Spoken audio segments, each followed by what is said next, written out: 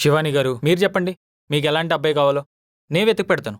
తెల్లగా ఉండాలి, హైట్ ఉండాలి, అందంగా ఉండాలి, పెళ్లి చేసుకోవాలి, ముఖ్యంగా తిన్నంగా ఉండాలి. మీలా కథలు పడకూడదు. అవ్వా, నేను కథలు పడుతున్నానా? చుక్కలు చూపెడుతున్నారు కదండి, ఒక్క చిన్న తప్పుకి ఇంత శిక్షణ.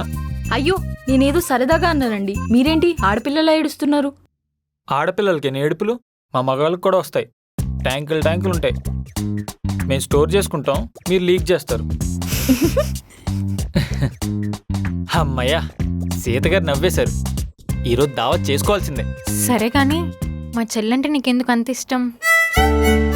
అక్క నమ్మలా చూసుకుంటుంది, చేసే పని మనస్ఫూర్తిగా చేస్తుంది. అంతకన్నా ఇంకేం కావాలి చెప్పండి?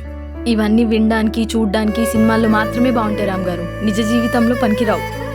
నేను సేల్స్ గర్ల్ని, మీకు తగ్గ అమ్మాయిని మీరు చూసుకోండి. సీత గారు, మిమ్మల్ని మీరు చాలా తక్కువ చేసుకుంటున్నారండి. నన్ను నేను తక్కువ చేసుకోవడం కాదు, నా ఉద్యోగం నాకు గొప్పే, నేను మీకు కరెక్ట్ కాదు. సరే, అవన్నీ వదిలేసేయండి. ముందు శివాని గారికి మంచి అబ్బాయిని చూసి పెళ్లి చేద్దాం. సరే. హా, అలా అన్నారు, బాగుంది. నేను వెళ్ళి ఆ పనులు చూసుకుంటా, సరేనా? మంచిది. ఓకే, మరి వెళ్ళొస్తా. శివాని గారికి మంచి అబ్బాయిని చూడాలి.